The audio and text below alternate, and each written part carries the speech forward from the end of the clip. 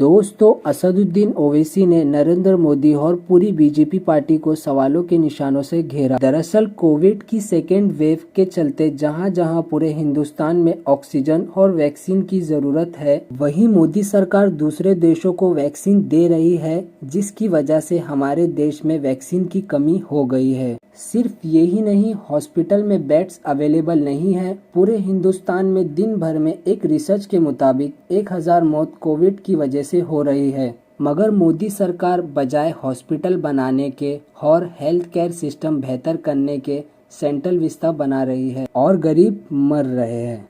इन्हीं सब मुद्दों को सामने ला असदुद्दीन ओवैसी ने मोदी सरकार को घेरा कि आप लोग सिर्फ वीडियो कॉन्फ्रेंस में ही नजर आ रहे हो, कभी प्रेस कॉन्फ्रेंस करते हुए नहीं दिखे और भी बहुत से सवाल कहे।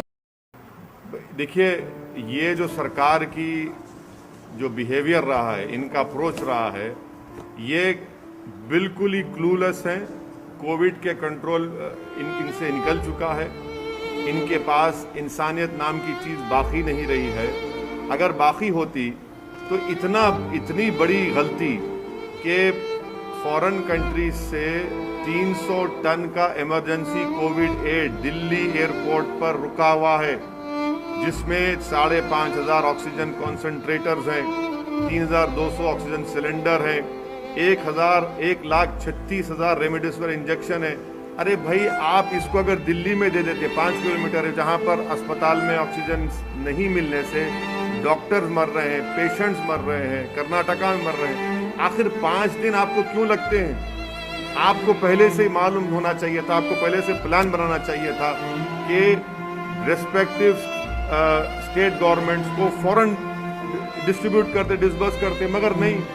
लोग मर रहे हैं ऑक्सीजन से, जिसको भारत में लोगों को ऑक्सीजन कॉन्सेंट्रेटर की ज़रूरत है, सिलेंडर्स की ज़रूरत है, मगर दिल्ली सरकार जो है, दिल्ली के बादशाह सो रहे हैं अपने। इनको कोई पता ही नहीं है। कोई बोलता है एम्पावर्ड ग्रुप ऑफ मिनिस्टर्स, कोई बोलता है कि और मिनिस्ट्री करेंगी।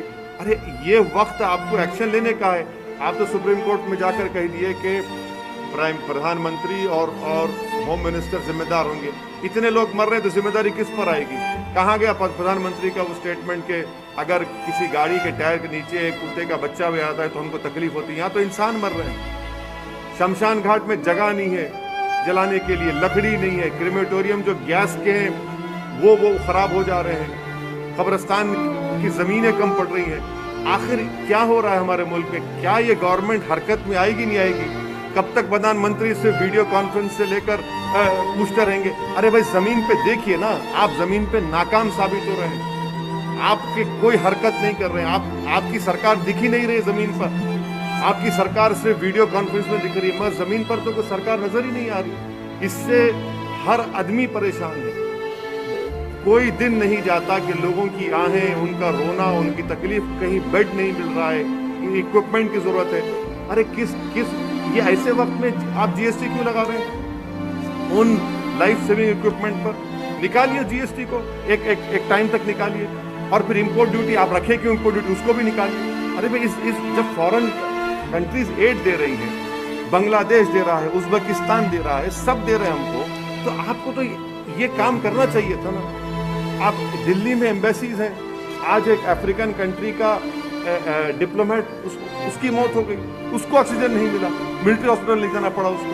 तो ये देखकर ऐसा लग रहा है कि सरकार बिल्कुल ही इनविजिबल हो चुकी है, कहीं पर नजर नहीं आ रही। दोस्तों, आपका क्या कहना है नरेंद्र मोदी और असदुद्दीन ओवैसी की इस बात पर? हमें कमेंट सेक्शन में जरूर बताइए।